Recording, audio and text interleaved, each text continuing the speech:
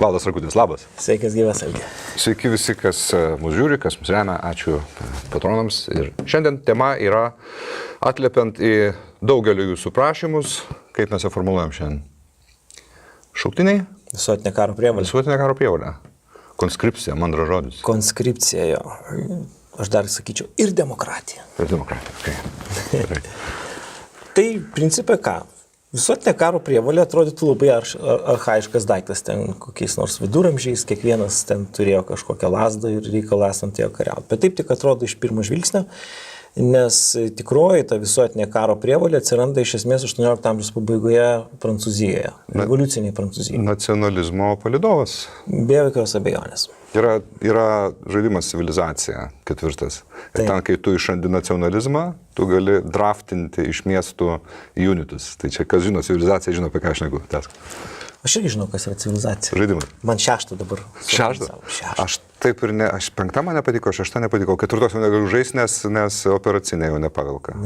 Bet žinai gerai, nes aš turiu prisipažinti, aš 4 žaisdavau iki ryto ir man šitoje vietoje prasidėjo spazmai, man pradėjo tirpti ranka, įtampa, žaidimasgi nežmoniškai įdomus ir tu iki ryto ten tiesiog varai. Tai gal gerai, kad aš jau nežaidžiu. Gerai. Tai va, bet gal tas nacionalizmas, mes kaip visą laiką turim skirtingus požiūrius į šitą terminą, jisai susijęs yra gal su truputėlį kitais dalykais, nes prancūziškas tautos samprata yra ganėtinai kitokia negu čia. Bet čia problema gal buvo visai tokia buitinė ir paprasta. Tiesiog, kada prancūzai pradėjo daryti betvarkę ir pradėjo galvoti, reiškia, kaip čia jiem ką sukūrus ir kaip nuvertus iš tikrųjų, kaip sugriovus tą senąjį režimą. Na ir kada jie tam karaliui nukirto galvą, tai natūraliai tada, reiškia, kilo visų kitų valstybių reakcija, kad čia per daug pavojingai elgėsi, kelia pavojų ir jiems. Ir pas juos gali kilti tokios revoliucijos. Ir natūralu, kad susiformavo tokia didelė koalicija prieš Prancūziją. Ir jinai fiziškai laimėti neturėjo jokių šansų, kadangi dalį kariuomenės sudarė senojo režimo kariuomenė, kuri buvo nepatikima ir galėjo bet kada pereiti kitą pusę. Ir tie sankilotai. Čia mes kalbame apie Prancūzijos pajėgas. Prancūzijos pajėgas, kuri tenai labai tiko plėšti turtą ir kirsti galvas, bet nebūtinai tiko reguliariam karui. Ir iš tos didelės bėdos atsirado tas, tėvynė pavoja, tas atsišaukimas, kad tiesiog visi eina, visus renkam. Ir tada ta sistema, jinai gavo dar ten keletą tokių organizacinių tarpinių grandžių, kada norėdami išlaikyti tos reguliarios kariuomenės, tas, sakykim, gebėjimą vis tiek ten iš patrankų šaudyti ir įtvirtinimų statyti reikia supratimo, tai jie paimdavo, reiškia, vieną batalioną tokių patyrusių kareivių ir vieną batalioną tų sankilotų, ne? Ir kai jau jisai tenai kažkaip jie ten vienas iš kito daug ką išmoksta mūšio ypatingai metu, tada dar vieną prideda. Ir tokiu būdu užauga daiktas, kurie vadina amalgama.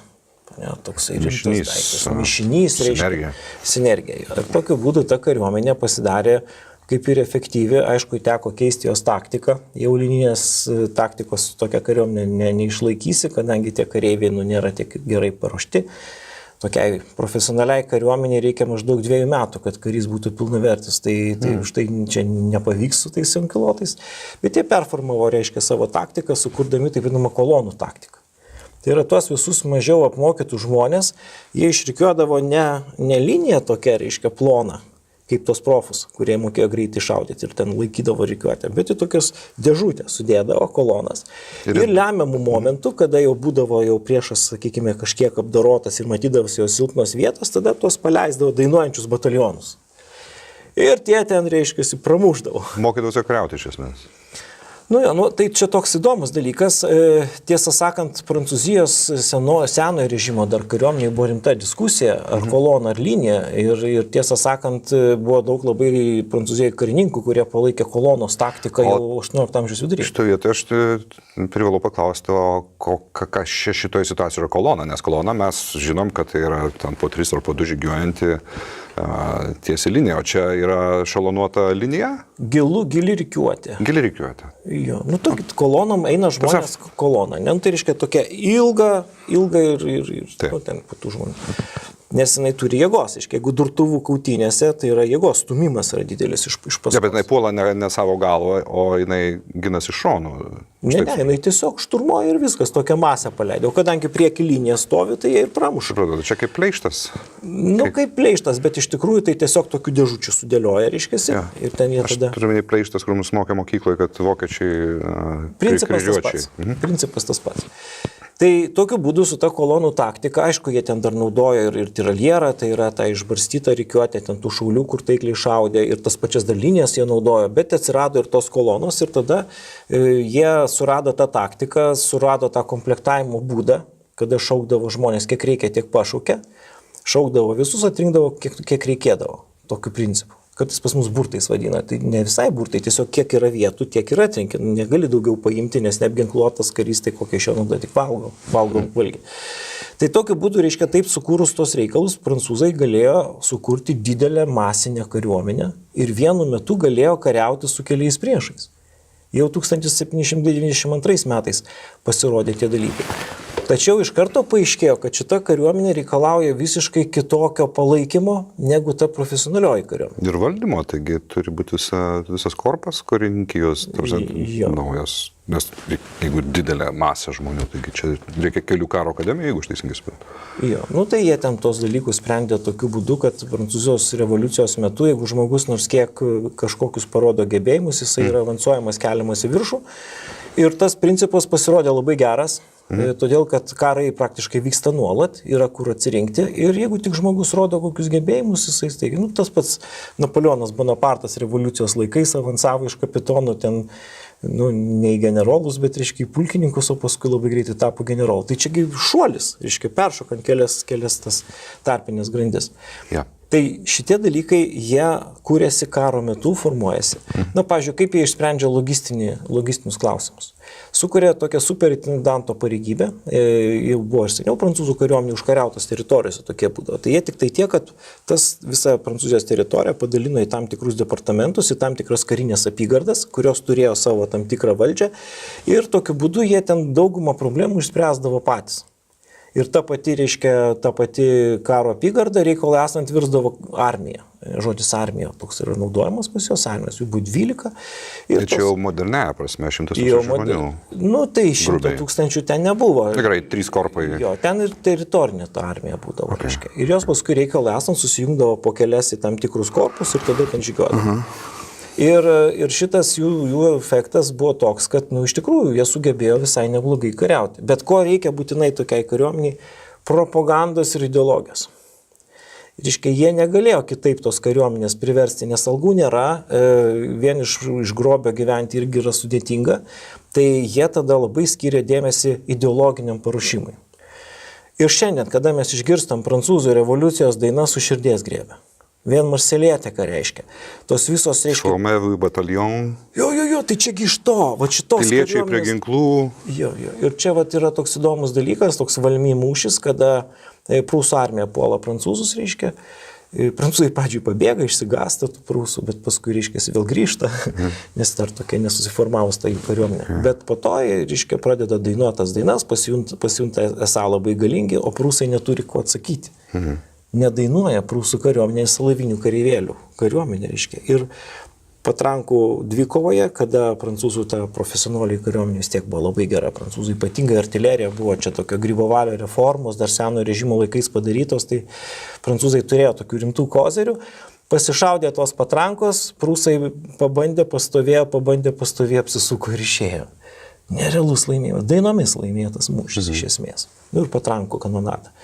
Tai šitas dalykas parodė, ką reiškia ta kovinė dvasia ir tada tie kareiviai iš tikrųjų pasijuto, kad jie yra teisūs. Ir tos dainos, ir tos ugningos kalbos, vien Napoleono tos kalbos. Tai ta ideologinė dalis tiesiogiai siejasi su visuotinė karo prievolė, jeigu to nėra, neveiks sistema. Karo metu labai gerai veikia. Gynybiniam kare puikiausiai veikia. Kada reikia kariauti užsienyje,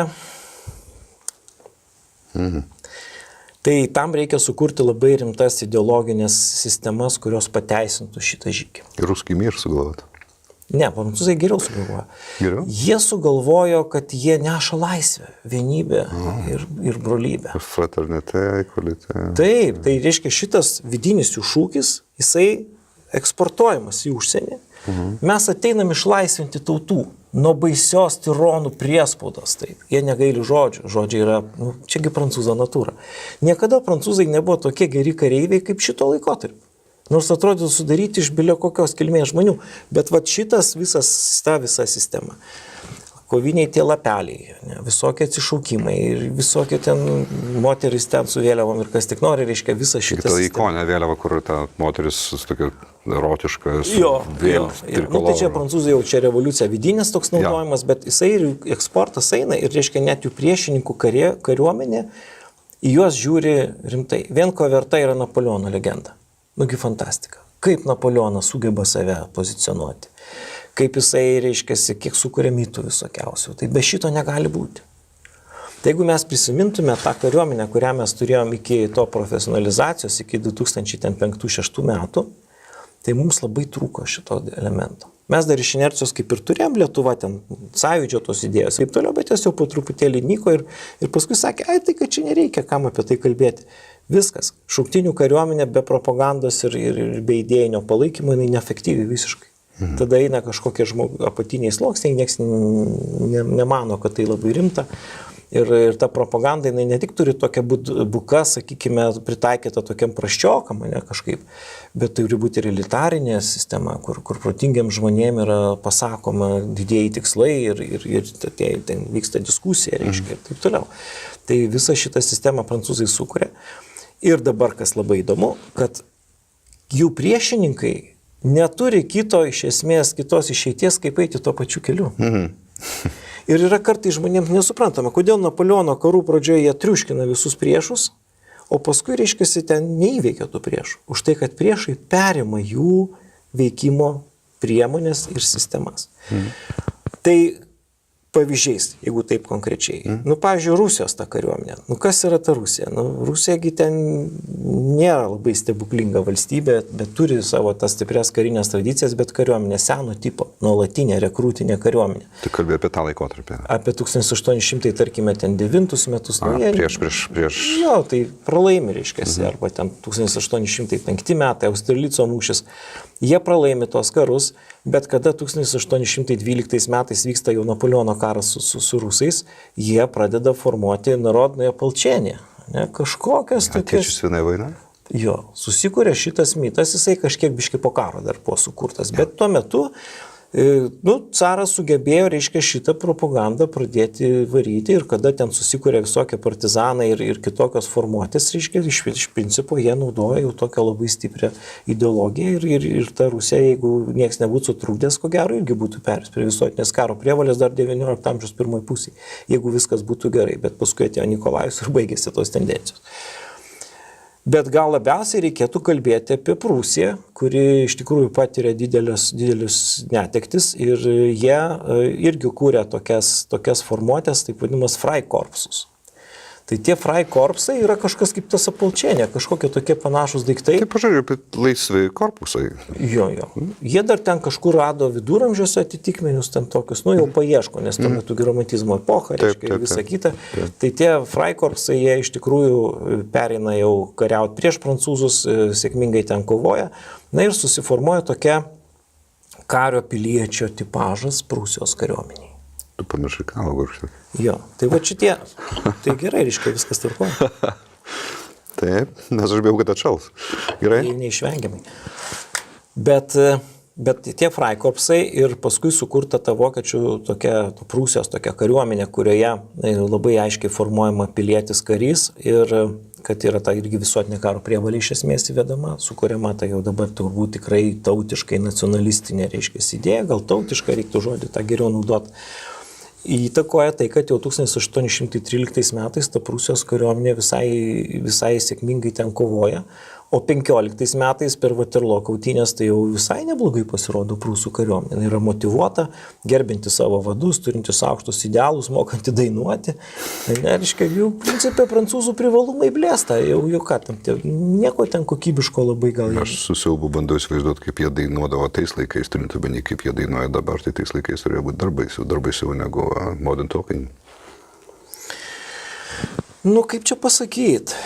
Vokiečiai labai daininga tauta iš tikrųjų ir tik tiek, kad jie nebuvo vokiečiai, va čia dar toksai svarbus dalykas. Jie dar labai turėjo tos išskirtinius savo regioninius tokius bruožus, bet tikrai ta dvasia buvo jų pakili ir tai tapo Prūsijos tokia tradicija. Ir kada karai pasibaigė, tai ta, sakykime, Napoleoniniai karai. Jo, tai tie, reiškia, žmonės, kurie kūrė tą naują Prūsijos kariuomenę, Šarlostas, Gneisenau, reiškia, ir čia Klauzevico, sakykime, bendraminčiai ir draugai, jie iš tikrųjų tą tokią sukuria legendą, netgi, sakykime, Prūsijos tokios tautinės kariuomenės ir jinai nenunyksta. Jinai nenunyksta, jinai išgyvena, jinai yra kultivuojama, palaikoma, yra padaromas ryšys tarp kariuomenės ir visuomenės pas juos pakankamai stipriai. Tai labai svarbus momentas yra. Taip, racionaliai žiūrint, tai labai paprasta kalkuliacija. Ką parodė Napoleono karai, kad nuolatinė kariuomenė, jeigu jinai patiria didelius pralaimėjimus, neturi jokio rezervo. Jeigu tave sumušė, tai viso gero, reiškia, tu per 2 metus gal ir atsistatysi, kas tau duos 2 metus, realiai tik tai po karo gali kažką statinėti. O jeigu yra visuotinė karo prievolė, tai ta kariuomenė gali karo metu būti labai didelė, o taikos metu pakankamai nedidelė. Iškia toks vien racionalus paskaičiavimas, nes, ką ten karo metu ten divizijų ten visokių prikurta, o paskui kur to žmonės dėti. Tai jie tada įdomu. Mes puikiai atsimenam iš to vietmečio, nedekomplektuovanai divizijai. Tarsi karininkai yra, ten štabas yra, o kai reikia, ten privaro, reiškia, šauktinių. Ir suformuoja pilnai. Čia tas atvejis, ne? Jo, bet čia yra dabar visas, mes tada pradėsim, reiškia, sakyti, kokia gera buvo sovietų kariuomenė. Nenukrypkime. Jo, bet sovietų kariuomenė konkrečiai tyrė tos dalykus. Jie labai domėjosi istoriją ir daug ką bandė iš istorijos taikyti. Kitas dalykas, kaip jie tą įgyvendindavo, kaip jiem pavykdavo realizuoti tos sumanymus. Tai Prūsijai, kas buvo gerai, dėl ko viskas ten vystėsi, todėl, kad pas juos dar buvo nemažai tų tokių kadrų ir jie turėjo keletą tokių labai privalumų prūsiškų. Labai didelį dėmesį skyrė specialistams, ypatingai vidutinės grandies technariams, jeigu galima sakyti. Čia yra Prūsijos išskirtinumas jau XIX amžiai. Kažkai gali būti inžinieriai? Inžinieriai, kalviai, bet kokie specialistai, reiškia, jie yra palaikomi ir jie yra naudojami pagal paskirtį. Ir bendrai Vokietijoje, pavyzdžiui, ir šiandien žodis inžinierius skamba labai išdidžiai, reiškia, arba diplomuotas inžinierius, tai čia jau iš vis yra labai reiškia. Žmonės iš tikrųjų daug dalykų išmanė ir jeigu jie būdavo naudojami pagal paskirtį, skiriami į tokias pareigas, kurioje tikrai galėjo ką nors padaryti, tai tas labai, labai tvarkoj. Kitas dalykas buvo karininkų korpusas. Reiškia, karininkų korpusas pas juos buvo išskirstytas į įvairias grandis. Ir buvo pasiekta, kad jeigu žmogus turi kokią karinį patyrimą, tai jis nebūdavo barstomas. Tik tai tas žmogus būdavo pervedamas iš vienos kategorijos į kitą. Dabar kokios tos kategorijos? Va čia yra esminis dalykas. Nebent aš kartosiu, Algi pataisyk, jeigu aš kartosiu. Gerai. Iš 16 maždaug metų žmogus pradeda ruoštis kariniai tarnybai. Maždaug tokiu metu. Jis patenka į Landšturmo sistemą. Landšturmas yra dėdukai ir vaikai. 2 kategorijos, reiškia, kur jie mokinasi tokių paprastų dalykų. Ten rikiuotės, ten šautuvą laikyti, ten klausyti komandų ir taip toliau, ir taip toliau. Fizinis rengimas ten šioks toks ir taip toliau. Tai buvo daroma ir savanoriškų organizacijų pagalba, ir kažkuria prasme valstybės rūpesčių, bet tas dalykas buvo daromas taip, kad jie ateitų į kariuomenę jau šiek tiek apdoroti. Ir kada jau jie 18-19 metų ateina į tą tikrąją karinę tarnybą, čia toks sovietinis posakis, bet jis atitinka prūsišką terminą, tai 3 metai. Tai per tuos 3 metus žmogus turi gauti visus reikalingus karių įgūdžius. Ir jie tenai tos 3 metus sąžiningai atitarnauja, tai jeigu jisai 19 pradėjo, tai jau jam 22 metai, paskui 2 metai tam aktyviajame rezerve. Aktyviajame rezerve reiškia, kad karo metu jis bus šaukiamas į tą patį dalinį, kuriame jisai tarnavo.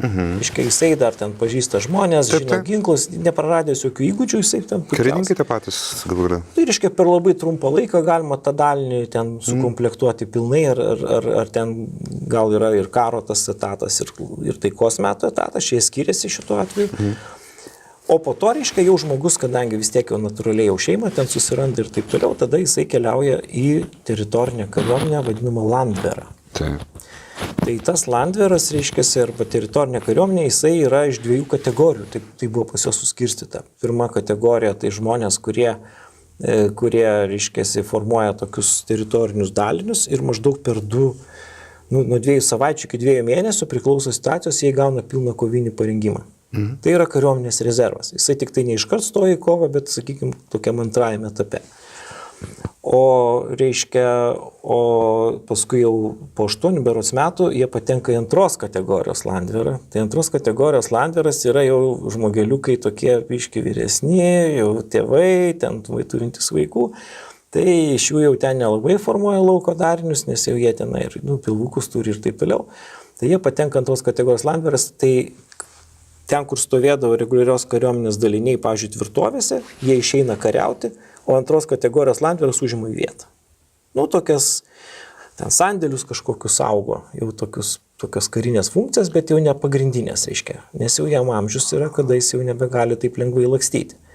Mes dabar esam sportiški ir ilgiau, tais laikais ir galų mėgsta vyrai ir panašiai, reiškia. Na ir po to jau, kada... Man priminė Red Storm Rising, tas populiarus autorius, kaip jisai, kurio knyga, tai Raudonasis Red Storm Rising. Taip, jisai, tas, kur žanrą visą pradėjo, kur Reiganas Thatcher nusiuntė tą knygą, kad jinai perskaitytų, koks svarbus yra mūšis dėl Atlanto. Ir ten buvo scena, kur sovietai puola Vokietijoje ir Landwehro vyrukai gina.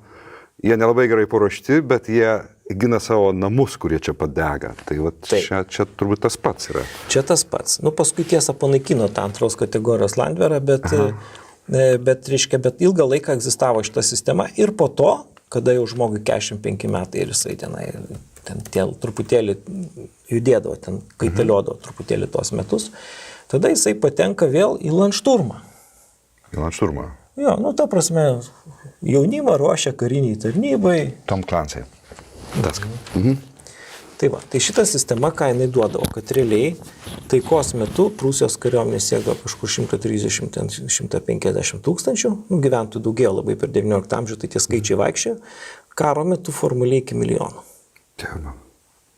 Tai ką reiškia? Tai ir kadangi dar tenai tai susidaro per kažkiek tai metų, tai tada atsiranda tradicijos ir tie daliniai žmogus laiką kariuomenį. Tai tie 3 metai yra investicija į būsimą karį, kuris, reiškia, galės kariauti. Ir šitą sistemą pas vokiečius iš esmės veikia. Prieš pat tuos karus ten su danais, su austrais, jie truputėlį ten modernizuoja tą sistemą, padidina to aktyviojo rezervo ten kiekį, kad jau tiesiogiai prieš karo veiksmus. Bet kadangi ilgą laiką tas sukosi, tai kartais ir ta sistema iki antro pasaulinio karo iš esmės laiko. Pas juos šitie pavadinimai niekur nedingsta, jie tenai tik tai keičiasi jų ten proporcijos ir taip toliau. Ir, pavyzdžiui, pirmo pasaulinio karo metu šitie landveristai sėkmingai gina rytprūsius. Tie patys landveristai sėkmingai šturmuoja Kauno tvirtovę. Taigi visur arba tie Landwehr, arba Erzats, atsargos, iškėsi dar tokie daliniai. Tai prašau, reiškia, veikia gerai rezervo sistema. Gal reikia būti truputėlį vokiečių, kad rimtai žiūrėtume tokius rezervistus, nes, pavyzdžiui, pas mus laika toksai, čia partizanai, čia tokie nesvarbu. Karo metu kiekvienas tas žmogus yra svarbus, nes jeigu jisai trunka truputėlį ilgiau, tai realiai ta reguliarioji kariuomenė jau po pusės metų yra ten prareitėjus, išmušta, demotyvuota, sužeista. Tai reiškia, karą laimi iš esmės rezervistai. Ir čia mes matom, kaip pirmo pasaulinio karo metu vokiečių rezervai dar labai ilgai važiavo. Paskui irgi išseko, atėjo laikas, kada baigėsi. Bet tai šitą sistemą susikuria ir ką jinai duoda? Jinai duoda tokius papildomus efektus. Kadangi žmogus yra tėvynės gynėjas ir bet kuriuo momentu jisai turi tą daryti, reiškia, ten yra kas šautus namuose laiko ir panašiai, ne visi tenai, bet tam tikros kategorijos, tai tie žmonės, jie jaučiasi tikraisiais piliečiais. kaip kokie graikai, ne, kur kol skydą nulaiko. Kol aria žemė, bet šalia skydas ir ietis. Jo, tai jie, reiškiasi, turi savo visokius ferainus, organizacijas. Ne, ir net jeigu jie tenai jau išeina iš tos karinės tarnybos, tai jie vis tiek ten kažkaip su tuo susiję, tos partizanai. Reiškia, ir tie visi veteranai labai gerbiami žmonių yra. Ir susikūrė tokia karinga pilietinė visuomenė, ypatingai kaimuose kokiuose, kurią dar papildo tam tikros vokiškos tradicijos, kurios, reiškia, irgi labai įdomios, tai yra, pavyzdžiui, gaisrininkų tradicija. Visuomeninių gaisrininkų tradicija. Šiandien Vokietijoje labai dar populiari formuotė, kada kaime yra ten savanorių gaisrininkų komanda, kuri, žinoma, sukurta tam, kad gesintų gaisrus, bet šalia to jie dainuoja šoką, švenčia šventes, reiškia, vaikų darželius turi ir taip toliau, tokia kaimo bendruomenė, tokia, reiškia, jie ten turi. Tai va čia šita tradicija yra iš tų laikų, iš XIX amžiaus, tokios organizuotos visuomenės. Ir be tų visų privalumų, apie kuriuos aš čia kalbu ir turbūt daugam seilė tysta, kaip čia faina būtų pas mus padaryti, aišku, yra ir pasiekmes. Tie žmonės pripranta klausyti komandų ir jie palaiko be jokios abejonės monarchiją, jiem tai yra šventas reikalas ir tokiu būdu, reiškia, monarchija puikiai gali klestėti su tokia tauta. Jie yra drausmingi, tvarkingi, pilietiški, organizuoti, reiškia, ir taip toliau. Ir labai gali pasiduoti militarizacijai. Tai jeigu ta viršūnė protinga, tai labai gerai, jeigu ta viršūnė vesios ne į tą pusę, tai jie labai sėkmingai ten žygiuos. Čia kalbant apie Hitlerį jau. Taip, čia tas pats dalykas suveikia, ta pati sistema. Ir kadangi jisai valdė, reiškia, tos viešuosius ryšius, kalbėjimo manierą ir visus kitus dalykus, tai tiesiog ta pati sistema sukuria tą fenomeną, kurį mes vadinam Trečiuoju reichu. Ta pati savybė, tos pačios savybės, kurios iš principo teigiamos, atėjus kitom jėgom gali virsti visiškai destruktyviom ir taip toliau. Ir ten todėl gali būti, kad ten daugybė žmonių klauso komandų ir daro kaip reikia. Bet tai ne iš karto daro. Dar viena prūsiška, reiškia, ypatybė, tai yra tas karininkų korpuso rengimas. Ką pastebi prūsai, jau danų kare, o ypatingai su austrais, kad tie karininkai, ypatingai ilgai taikos metu būdami, jie praranda savo tam tikras savybės. Nes karo metu ko reikia? Degraduoja tiesiog. Degraduoja. Karo metu reikia drąsos, narsos, išradingumo. O taikos metu įtikti valdžiai, gražiai pasirodyti, laiku padaryti, nesukelt problemų. Jo. Tai va, tai jie tada labai galvoja, kaip išspręs šitą problemą ir tada tas Moltkė vyresnysis, reiškiasi, taip kitko Danas, kuris reiškiasi, labai patiko Vilhelmui I ir jis ten iškėlė, tiesą sakant, prieš visą savo karininkų korpuso ten nusiteikimą, nes jisai ten net nepraėjo tos normalios, reiškia, sekos, ten batalionas, brigada ir taip toliau, dar kažkur ten Turkijai karinių patarėjų tarnavo, bet jis buvo labai protingas žmogus, Danų nekenčiamas, tarp kitko. Tai šitas Moltkė vyresnysis sukūrė generalinio štabo karininkų sumanimą, kad reiškia, kada jie pasiekia kapitono lygį, jau rodo savo gebėjimus jau kaip realiai, atrenkami kūrybingi, išradingi žmonės ir siunčiami generalinio štabo kursus, kurie trunka 2 metus. Ir su ta grupe maždaug iš 4 vienas tik tai praeina atranką, čia atranka turi būti. Ir ne pagal kokius ten pažymius ar ką nors, bet pagal asmeninę charakterio ypatybės. Tai atrinkėjai turi būti rimti. Ir joms tada jos patalpina į tokias sunkias sąlygas. Generalinio štabo kursai, tai ką, lavina kūrybingumą, reiškia filosofiją, kūrybą ten ir piešimas ir kas tik nori. Ir duoda vis užduotis. Lauke, ant popieriaus, smėlio dėžėj, bet kur. Ir vėl atranka. Jeigu žmogus netempia, jeigu silpnas charakteris, jeigu nesugeba be miego apsieiti, jeigu nesugeba dar kažko padaryti, jisai tada eina į antrą planą. Bet vertinimas pagrindinis yra ne už uolumą ir tinkamą įvykdymą užduočių, bet išradingumą ir gebėjimą spręsti problemas. Ir jeigu jisai praeina visų šitą procesą, jis gauna generalinio štabo karininko laipsnį. Ką tai reiškia? Tai reiškia, kad taikos metu jisai užims tokias pareigas, kokios jam bus paskirtos, bet karo metu tik iš šitų karininkų bus formuojami vadovaujantis karininkai. Unikalus sprendimas. Ir šiandien mes turim tas sistemas, jos ateina iš Prūsijos kariuomenės. Tai kada yra tokie vadai, kada jų parengimui yra skirta labai daug dėmesio, kada jie, reiškia, iš tikrųjų yra savarankiškai mąstantys žmonės, tada galima naudoti kitas vadybinės sistemas. Tai reiškia labiau pasitikėti karininkais. Ir čia tada atsiranda Auftragstaktik, labai svarbus filosofinis Prūsijos armijos principas, kuris sako, kad vadas turi tik tai suformuoti užduotį, galutinį rezultatą, informuoti apie draugus iš kairės, iš dešinės, informaciją apie priešą ir palikti pačiam karininkui priimti sprendimą, o kaipgi įvykdyti tą užduotį. Bet vadas irgi yra karininkas, bet šiuo atveju aukščiausias karininkas, ne? Jo, bet jisai reiškia... Tarkim, koks nors pulkininkas pasako, reikia tą padaryti ir štai tau majorė vykdyk. tą reikia pasiekti, tavo kaimynai tokie. Ja. Ir skatinimas horizontalus bendravimas tarp dalinių, vieni su kitais komunikuoja, reiškia, ir jie patys nusprendžia, kaip padaryti. Labai rizikingas. Aha. Nes jeigu kas nors kažką netai padarys, tai tada kaltas bus tas, kuris delegavo. Tai natūralus slėgis yra biurokratinis visus kontroliuoti. O tu turi pasitikėti. Tai šitą principą bandė iš Prūsijos perimti daug valstybių, dažniausiai nelabai sėkmingai. Ir mes bandom, pas mus yra deklaruotas šitas dalykas. Bandysim tą kažkiek tai irgi padaryti, kiek tai įmanoma kariuomeniai, bet tai nėra paprasta už tai, kad tu turi pasitikėti. O visa aplinka pas mus, o dabar ypatingai, kada yra visuotinės informacijos, sakykime, tas sklidimas visur, kad jeigu ten kas nors truputį atsitiko, tai jau čia vyriausias vadas kaltas. Tai jeigu tas spaudimas yra labai stipriai išreikštas, tai vadas visko nepasitikė, viską stengiasi pats kontroliuoti, kiekvieną smulkę detalę puolat. Atsiranda tas mikromanagementas, kada tu neleidi žmonėm dirbti. Ja.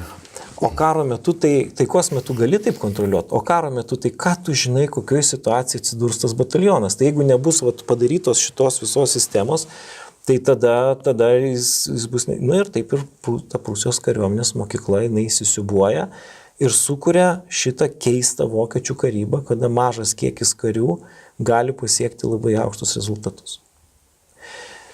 Bet mes čia dabar kalbame apie Prūsiją. Ir ta sistema ne per metus čia susiformavo. Taip, čia iš esmės ta karininkų rengimo sistema jau po prancūzų-prūsų karo čia įsigali, taip jau iki galo. O kaip su kitom valstybėm? Kitos valstybės, pasibaigus Napoleono karams, kaip ir linkusios grįžti prie nuolatinės kariuomenės ir taip toliau.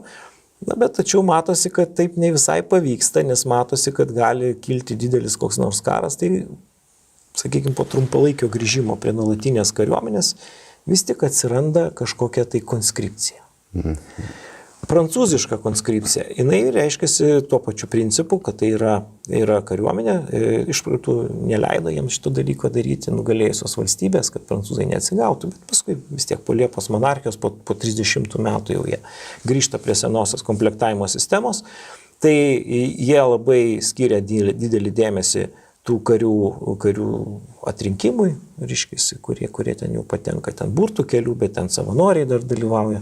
Ir tada tos prancūzus, reiškiasi, siunčia įvairias tokias kampanijas ir jie puikiai ten pasirodo šitą konskripcinę kariuomenę. Bet yra taip pat ir šalia to ir nuolatinės kariuomenės kažkaip dalinių, jie ne tai, kad čia visi šauktiniai, taip negali būti. Nes tiek yra laivynas, jūrų pėstininkai, ten yra visokios tokios ypatingai kolonijos. Galų gale šiandien Lietuvoje mes irgi neturim tik tai šauktinių kariuomenės, yra mišri sistema. Nes kolonijose neefektyvi kariuomenė, visiškai, nes jie nemotyvuoti, jie nežino, reiškiasi... Namai toli, jie netinka, bet vis tiek egzistuoja tie jau tokie. Prancūzai labai dėmesį skiria ginkluotei, labai dėmesį skiria, reiškiasi, įvairiom inovacijom. Taip, tai yra labai inovatyvi šalis ir ten tikrai jie sukuria labai tokių ypatingų dalykų.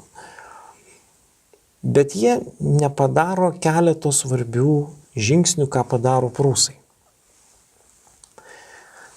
Prūsija padarė taip, kad jeigu karo metu, taikos metu yra kokia karo apygarda, tai teritorinis darinys kažkoks, tai jinai karo metu transformuojasi į kokį korpuso štabą.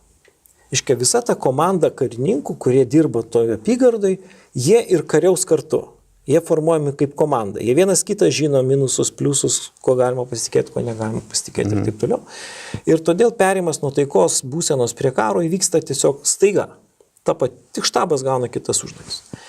Pas prancūzų buvo kita sistema. Karo meto etatai buvo surašyti slaptuose vokuose ir karas, kada prasideda, duot prieš šitą voką, čia tarybinė sistema. Ja. Ir ten parašyta, kokios tavo pareigos ir kur tu turi eiti.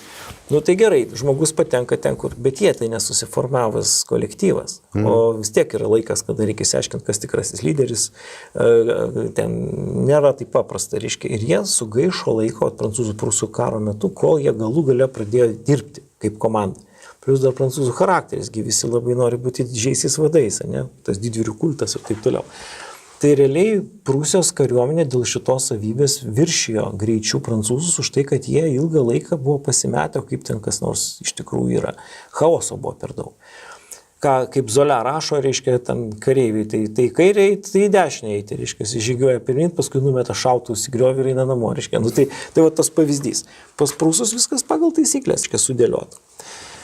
Tai iš principo, reiškia, šitos sistemos, ta konskriptinė sistema prancūziška, jinai užleido vietą prūsiškai. Prūsai buvo geriau pasirengę, geriau sutvarkė šitos dalykus ir prancūzai, turėdami žymiai geresnius ginklus, jie iš tikrųjų pralaimėjo prancūzų-prūsų karą. Va dėl to, kad ta sistema buvo ne iki galo padaryta. Na dar, aišku, čia ir kiti dalykai turėjo įtakos. Na, pavyzdžiui, ta monarchinė sistema. Prūsijos valstybėje princai, būna tų nepagrindinių princų.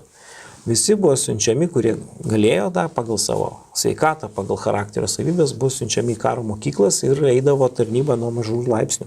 Kildavo po truputį. O tai, ką mes dabar Britų monarchija. Taip, norėjau sakyti, ką tik. Pas juos tas buvo. Tai reiškia, sakykime, prancūzų-prūsų karo metu vyriausiais vadais buvo kraujo princai. Tai toks irgi daiktas. Tai kažkuria prasme motyvuoja gyventojus, kadangi tie valdovai, jie ne tik tai ten gražiai atrodo ir suplunksno vaikšto, bet siunčia vaikus į karą. Siunčia vaikus į karą. Tas labai gerai, tas tautos vienybės. Tai vienas svarbiausių faktorių, mano galvoje. Jo, ir ta diskusija, kur čia pas mus yra, aiškia, kaip mūsų dabartinių politikų vaikai, ar jie ten eina arba neina, yra labai esminė. Taip. Ir čia iš tikrųjų tie žmonės, kurie eina į elitą ir vadovaujančias pozicijas, turi suprasti, kad jie turi jau pradėti elgtis kaip princai ir kaip bajorai. Priešingų atveju žmonės nesupras. Ja, labai sutinku. O kaipgi su mūsų Rusija? Mesgi Rusijoje sėdim, teisingai. Taigi rusai iš esmės jau galėjo kokiais 1824-1825 metais irgi bandyti bent jau kai kuriuose gubernijose prieiti prie visuotinės karo prievolės, bet buvo baudžiava. O mes nesusijęm, kad baudžiava yra nelaisvi žmonės, o nelaisvas žmogus neturi jokios pilietinės motyvacijos, jis yra valdinys. Jis yra rekrūtas. Tai dar rekrūtas, bet, pavyzdžiui, atrodo, valstiečių sumobilizuoji, pasimti kariauti ir viskas gerai. O kodėl jisai turi kariauti? O jam vienodai šviečia, reiškia, nei jisai ten prasimuš, nei ką. Tai tuos tada jie atrinkdavo ir rekrūtas yra karys. Karys, kuris ten tarnauja ten tos 25 metus. Yeah. Tai ta kariuomenė buvo profesionali, gerai parengta, bet ribota. Ir jeigu koks nors karas rimtesnis, reiškia, atsitinka, tai ta kariuomenė nesugeba atstatyti savo nuostolių. Tai taip atsitiko Krymo karo metu. Rusijos kariuomenė, kuris sėdėjo Kryme, kuris statė Sevastopolio tvirtovę ir kada jie užpuolė jungtinę britų, prancūzų, italų ir turkų kariuomenę. Osmanų tada, ne? Jo, tai jie ten visai neblogai gynėsi, reiškia, tam Sevastopolyje, bet praktiškai po to, kai uždaryta buvo tų tvirtovė, rusai negalėjo mobilizuoti papildomos kariuomenės, ten kol dar ten ir geležinkelių problema, baisi buvo pėsčiom, reikėjo eiti ten vežimais kažkokiais. Nu, žodžiu, kraupus reikalai. Jau kitur buvo, Rusijoje dar tik tai pirmiausios geležinkelio linijos buvo. Tai faktas tas, kad ta kariuomenė parodė, kad reikia kažką tai daryti. Nebegalima toliau gyventi su rekrūtinė prievolė, reikia valstybės santvarką keisti. Čia kaip tai civilizacijai. Nepakeitei santvarkos, negali sukurti modernaus kažkokio tai dalymo. Tai čia ir buvo priežastis, kodėl Rusija naikino baudžiavą. Tas užtruko, tai dar kada ten tas karas, reiškia, Krymo karas ten 54 metais, o čia 61 panaikinimas. Tai va, koks užtruko laiko. Ir žinoma, tai nebuvo noro keisti santvarką nei pas valstiečius, nei pas ponus. Mums kartais atrodo, čia ponai turėjo priešintis. Ne, valstiečiai. Nes valstiečių kaip yra, taip ir gerai. Kodėl aš turiu ten kažkur tai keliauti? Taigi čia ponų reikalas. O jeigu rekrutus jie išėjo, tai tas jau kareivis. Tai tas pasipriešinimas buvo, tai už tai, sakykime, Rusijos imperijai labai tiko šitos vakarinės gubernijos, ką mes šiandien vadiname Lietuva, ar ten Baltijos provincijos, tai yra ten tos Kurlandija, Liflandija ir Estlandija. Taip, tai ten jiems tada buvo pavyzdys, nes čia bajorai suprato, kad ta baudžiava niekur neveda. Žemės ūkis niekam tikės. Mašinos atsiranda, kur tu mašiną duosi kokiam baudžiauninkui. Jis nesuinteresuotas 100 metų. O jeigu tu jam moki pinigus, tu galėjom daugiau mokėti. Taip. Nu, kaip mes, pavyzdžiui, kirpėjam duodam tipsus, ne? Su jais sako, kodėl jiems reikia duoti? O ko jūs tai mokytas, pavyzdžiui, ko jis ten? O mokytas tai jau kyšis, ne? O čia... Todėl, kad jis blogai kirps. O kada tu jam galbūt duosi, tai sustengsis, ne? Ir čia yra esminis dalykas išgauti tą kirpimo kokybę. Ir šitas dalykas, kuo aš noriu tą santykį tarp visuotinės karo prievolės ir demokratijos, kad iš tikrųjų, jeigu nėra visuotinės karo prievolės, valstybė, tauta praranda demokratiją. Čia labai turbūt keista daugam girdėti, kad jeigu to nėra... Pirmo žvilgsnio taip. Nes kariuomenė bus savo, reiškiasi, visuomenė savo, degraduos visuomenė, kariuomenė gali nebejausti ryšio su tauta ir gali elgtis taip, kaip jiems geriau, kol jiems moka, tol jie tarnauja, paskui ne. Taip, kad tas kraujo mokestis, jisai yra dar svarbus ir demokratijos palaikymo. Ne veltui šita sistema yra būdinga graikam, kada visi piliečiai yra kariai. Nes šitas dalykas yra labai esminis. Ir todėl šiandieninė mūsų, sakykime, sistema Lietuvoje, kur yra ta visuotinė karo prievolė, yra labai svarbi demokratijos užtikrimai. Nes tas žmogus, kuris atitarnavo kariuomenį ir jisai grįžo namo, o jeigu jis dar ten patarnavo ir daugiau tų metų kokiam Landverį ar kokiuose savanoriuose lietuviškai, kas atitikmo būtų, taip. Tai tam žmogui jau ten kažkokių tai arabų nepripūs ir informacinis. Paaiškink šitą kairės liberalai. Tai kairės liberalas. Bet čia yra mūsų visuomenės dalis, mes negalim jų irgi laikyti, žinai, durneliais, tiesiog reikia kalbėtis. Man tai baisu, kai jauni žmonės, kai čia buvo tas vajus, atsimeni verktinį ir panašiai, bet tu turi ir juos suprasti. Staiga jaunam žmogui ateina prievolė, staiga eiti, žinai, tarnauti, ką tik tai Krymo aneksija ir panašiai. Čia yra ta problema, kad reikia šnekėtis, žinai. Svarbus dalykas yra tai, kad ne visi žmonės gali tarnauti kariuomenėje. Nors yra visuotinė karo prievolė, bet visada yra žmonių, kurie negali įtarnauti. Dėl religinių įsitikinimų. Tegul eina met korpus, tegul eina sėdi surveillance kamerą, žiūri policijai. Taip. Yra pilna būdų, kur tu gali atlikti savo pareigą. Taip. Yra žmonės, kurie, pavyzdžiui, yra žioplė. Yra toksai daiktas. Žmogus būtų visai geras, lėtas labai žmogus. Bet jeigu jisai, pavyzdžiui, rankose laiko sprogstamosius mišinius, ne, jis negali būti žioplas. Jis gali susprogdinti visus draugus. Taip. Jis negali tarnauti. Yra tokių psichologinių dalykų. Aš pats tarnaudamas kariuomenėje mačiau tokių žmonių, kurie vairavo tankus, Jėzus Marija, ten nunešė stulpus, reiškėsi. Tiesiog jis negali ten būti. Pagal savo charakterį, pagal savo... Tai dalis žmonių turi galėti išsipirkti. Prancūzų kariuomenėje buvo galima išsipirkti. Buvo galima rasti būdą, kaip kitaip pakeisti savo tarnybą. Yra visokiausių tarnybos formų, reiškia. Yra, pavyzdžiui, kunigai tokia kategorija. Negali jisai kariauti. Tai jam turi būti sudarytos sąlygos kažkokios. Tai, tarp kitko, mes irgi šito nesam padarę. Mes tik tai kalbam, kad tokie dalykai yra, bet nėra. Čia reiktų dar apie tai labai pagalvoti, nes iš tikrųjų negalima tam tikros dalies visuomenės. Bet didžiajai daliai visuomenės paprastai išeina į naudą.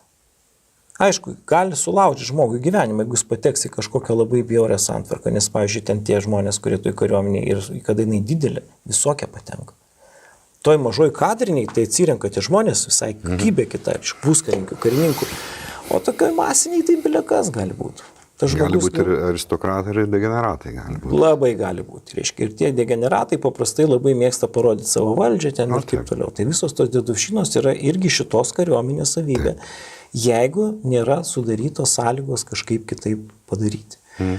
Tai negalima, pavyzdžiui, visuotinę karo prievolę pašaukti labai daug žmonių, jeigu nėra paruoštų kadrų. Negalima pašaukti labai daug žmonių. Karininkų kadrų. Karininkų, puskarininkių. Puskarininkiai labai svarbu. Ja. Negalima, jeigu ginklų nėra. jeigu nėra batų ar dar kokių tai dalykų, nes tada tas žmogus, aiškiai, aukojantį savo gyvybę, jam ten kokį pagalį ranką duoda ir tu sako, dabar kariauk, tai jisai pasijunta kaip avinų banda varoma į skerdyklą.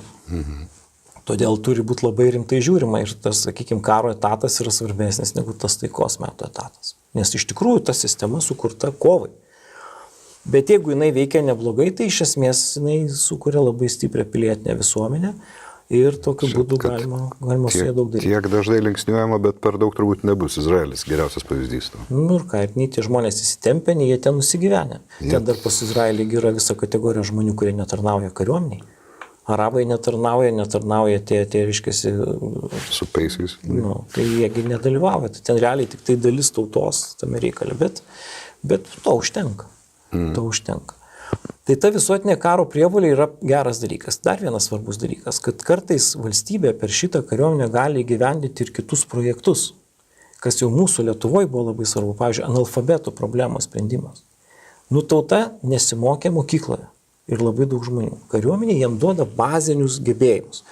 Ir kai kurie toje kariuomenėje gaudavo ir visai neblogų gebėjimų kažką. Tai, ar tai technika kokią tai valdyti, ar tai kakte amatai gauti ir taip toliau, socialinius įgūdžius, dirbti komandoje ir taip toliau. Tai tas pakankamai gerai. Ir sakykime, dėl to, kai kuriais atvejais tie žmonės ir vargo gal daugiau matė, jie moka bet draugauti, ten sporto varžybas kokios organizuoti. Taip, ką mes matydavom prieš pirmą pasaulinį karą, jau ten daug modernesnė visuomenė, pavyzdžiui, tokioj Prūsijai. O kaip Rusijai, tai Rusijoje iš tikrųjų ta tarnyba liko daug metų. Ten kai 6 metus tarnauto ir panašiai, reiškia, ne visi patekdavo. Ta konskripcinė sistema, jinai prancūziško tokio tipo iš esmės Rusijoje nusistovi. Tarp kitko laikė po 63 metų sukilimo. Vadinamos Miliutino reformos, kurių metu Rusija perėjo prie visuotinės karo prievolės, reiškia, ir ten 14 metų vyko tas perimas. Ir dar sakyčiau, rusų-turkų karo metu dar jinai nebuvo iki galo pasibaigus 1877 metais 14 metų reforma. Dėl to, kad sunku buvo pakeisti nusistovėjusius papročius, nepasitikėjo, tuos kareivius nežiūrėjo rimtai, ten jokios propagandos ten niekas nevykdė. Luominė dar santvarka, reiškia, tie bajorai ten nežiūri tos kareivius, ten tarp jų didžiulis atotrūkis, reiškia. Tai čia mes turime visuomenės tam tikro nesivystimo pasiekmes. Visuomenė turi vystytis palaipsniui. Pas tos pačius Britus, pavyzdžiui, nebuvo jokių didelių revoliucijų 19 amžiuje. Tai ten dėl to, kad jeigu kas nori labai kažką padaryti, važiuoja kolonijas ir ten tegu reiškia, yra kur nuleis garą. Būrų kare pašaudėt. Bet iš kitos pusės pas juos labai sėkmingai buvo sprendžiami tie visuomeniniai konfliktai, užbėgant tiem už akių. Protinga tauta numatydavo, kad jau blogai kažkas tai darosi ir užbėgdavo tam už akių, sukuriant visokių vaistų. Tai ten kokia nors, pavyzdžiui, krikščioniška, demokratiška ideologija, kuri ten socializmui buvo atsvara kažkur tai, jie ten sukūrė, anglikonų bažnyčią ir taip toliau, bet jie sukūrė tokią sistemą, kuri leidžia jiems, reiškiasi, tą socialinę neteisybę spręsti kitais būdais, ne tik per revoliuciją, ne tik per kažkokį ginkluotą maištą. Taip pat, nors pas juos pramonės perversmas gyvyko pirmiausiai ir tas visuomeniai paliko didžiulius, reiškiasi, pėdsakus. Anglijai buvo tas judėjimas paprastų kaimo vietovių, rural areas gyventojai per pramoninę revoliuciją atsirado miestuose. Ir jie pradėjo tapti geresniais žmonėms. Taip, bet tuo pačiu metu, reiškia, tas kapitalizmo išnaudojimas pas juos pilnu tempu, reiškia, vyksta ir ta miestų ta varguomenė yra didžiulis sluoksnis. Kalbėjai apie dabar ar apie 19 amžių? Apie 19 amžių. Tai čia buvo rimta problema, čia kartais pasižiūri, kokį Sherlocko Holmesą rodo tą visuomenę, tengi rodo tos praščiokus, jie su tokiam baisiom suglamžytom skrybelėm. Bet skrybelėm valdai. Ir batais, o ne vyžom. Jo, tai čia yra tas dalykas. Tai čia Britai, sakykime, tokius buvo išradę, to luominė santvarka buvo kažkokia tokia ištoblinta. Bet jie, pavyzdžiui, irgi 19-20 amžiaus sandūrų išgyvena, iš esmės žlunga jų ta luominė santvarka, neišlaiko. Atsiranda galybė socialinių problemų, kur Britai nežino, ką daryti, pavyzdžiui, vaikai be globė ir panašiai. Ten tėvai dirba po 10 valandų, tai kur tie vaikai ten trainėsi gatvė nusikalstamumas. Tai čia visos tos problemos, reiškia, kai iš toli žiūri, tai gražiai atrodo, bet kai iš arti pasižiūri, tai jie turėjo pakankamai daug problemų. bet jie skiria dėmesio jų sprendimui. Ir tas davė rezultatą. O, pavyzdžiui, Rusijoje, kur yra problema, kada jie pakeičia savo tą tradicinį gyvenimo būdą ir pradeda eiti prie modernesnės sistemos, jiem iškyla daug socialinių problemų, kadangi jeigu Didžioji Britanijoje, sakykime, tų privilegijuotų sluoksnių ir gal tarp sluoksnių buvo pakankamai daug procentaliai. Ta prasme, ta santvarka nesugriūva, išlaiko kažkokį. Tai Rusijoje tragedija, reiškia, tuos valstiečius, kada padarė pagal visuotinę karo prievolę dalyviais viso ko, tai, o kad tu per mažai, tų bajorų per mažai, tų raznočinsų per mažai, reiškia, negali valdyti, kol taikos metu yra gerai, o jeigu kokia krizė, reiškia, ir revoliucija, o 5 metų revoliuciją turim iš karto. Taip, kad ta visuomenės modernizacija yra labai sudėtingas ir toks daiktas, kurį reikia laiku daryti ir nuolat daryti, bet nereikia per daug radikaliai daryti. O išlaikyti tą, nes visuomenės pasikeitimai XIX amžiaus antroje pusėje yra tokia dideli, kad... Čia susijęs su industrinė revoliucija. Su industrinė revoliucija, kad reiškia tas pasikeitimas, miestiečių skaičiaus augimas ir visi kiti dalykai, tai jie priverčia labai, labai daug kas spręsti, nes taip atrodo, kad čia tik gerėja viskas ten, tik tai jo, bet iš tikrųjų kiekviena inovacija duoda pasiekmes, su kuriuom reikia daryti. Tai čia ta visuotinė karo prievolė kartais padėdavo spręsti dalį šitų problemų. Kadangi ten vis tiek kažkokį ryšį su kariuomenė darydavo, būdavo galima kokiam socializmui prieš pastatyti tautišką nusistatymą. Ten buvo tos tie.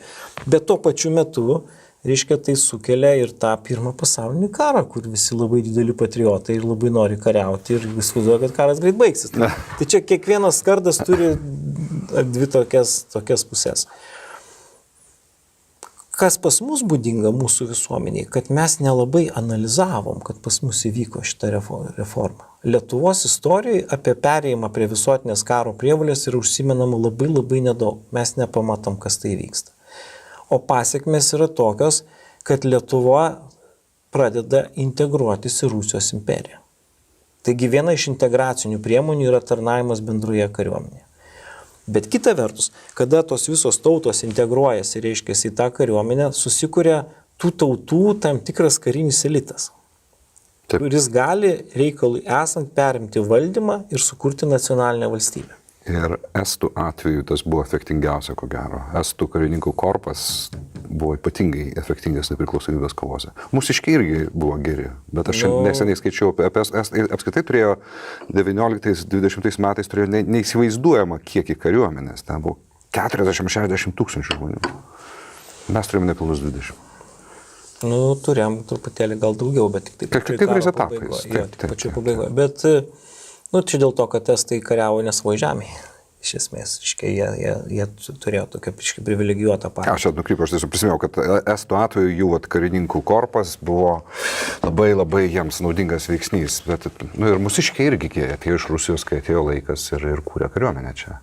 Taip, ir pavyzdžiui, kad ir paimkime... Kas pasgi Mannerheimas pas Suomijos, buvo lygiai tas pats. Lygiai tas pats.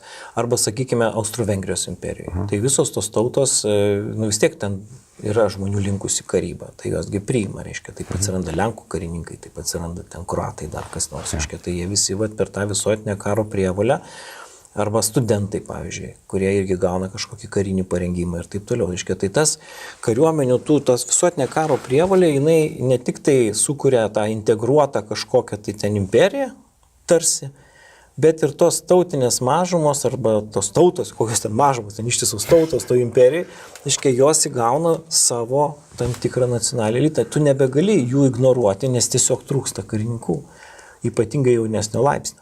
Taigi reikia daug tų karininkų, skaičiaus didelį. Dar viena labai įdomi, reiškia, tos visuotinės karo prievolės pasiekmė, tai yra luominiai klausimai. Kokiam 18 amžiuje idealiam variante visi karininkai buvo bajorai. Kaip Prūsijai, siektėmybė. Nebuvo taip iki galo, vis tiek ten būdavo kokie gabų žmonės, vis tiek ten iškildavo. Ypatingai artilerijai, inžinieriai. Bet 19 amžiuje teoriškai netaip nepadarysi. Vis tiek tu turi imti tuos gabesnius žmonės, nes reikia, kad kažkas tai padarytų. Pavyzdžiui, paimkim, kad ir laivyną 19 amžiaus. kiek inovacijų. Nuo būrinio laivo prie šarvuočio. Ten kas 5-7 metai kažkas keičiasi. Kokio kiekio reikia visokiausių tenai botsmanų, reiškia, ir viršilų, ir visokiausių signalininkų, ir mašinų meistrų, ten masė žmonių, kūriamos mokyklos, ir ten bajorais neužpildysi. Taip. Reikia imti paprastus žmonės. O kaip juos, reiškia, paimi, tai juos reikia apmokyti. Jie manierų neturi, juos reikia išmokyti. Ir tada, reiškia, pradeda ten kurtis tos visos organizacijos, karininkų korpusai, ten karininkų, ką mes vadinam ramovės, arba ten kokie ten oficir, kazino, ar dar kažkokie tokie daiktai, kad kažkaip iš tų prašiokų išugdyti tos karininkus. Nu, jie ten dirbo labai smarkiai, bet tuo pačiu metu, reiškia, demokratėja visuomenė. Nebėra to luomenio skirtumo. Aišku, ten visokių dalykų vyksta. Bajoriai nebežino, kur įdėtis. Bet demokratiškėjant toj visuomenėje jie neranda su vietos. Jie nebėra viešpataujantis luomas, nes atsiranda jau. Bet kariuomenė tai yra tradicinė. Ir po šį dieną jie tenai yra. Už tai, kad tai kažkas, kur jie gali išsaugoti savo tapatybę ir jie niekam nemaišo. Ir jie yra labai pripažįstami ir gerbiami toje kariuomenėje, kadangi pakelia viso korpuso lygį tam tikrą. Nu, turite kažkaip gražiai atrodyti. Ja. Nu, tai jeigu ten iš praščiokų sudaryta, tai kas tenai. Tai vienu žodžiu, šitas visas dalykas sukelia labai daug pokyčių, 19 amžiaus ypatingai antroje pusėje, ir tas visuotinės karo prievolės išsivystymas, jisai paskatina labai keistis visuomenės ir labai stipriai, ir tradicinės luomus, ir kitus dalykus. Ir nors iki pirmo pasaulinio karo tie luomai dar vis tiek ten matosi, nu, Titaniką filmą matai, luomai, tos klasės tenai, ne, ir visi kiti dalykai. Bet iš tikrųjų ta demokratizacija virsta labai gerai ir netgi tie nauja luomė, jeigu taip galima pasakyti, tie iš praščiokų iškilę žmonės, jie savo prastą kilmę kompensuoja aktyvumu ir protu, jie konkuruoja su tais senaisiais elitais ir kai kurie iš jų padaro fantastiškus dalykus. Ypatingai laivyne.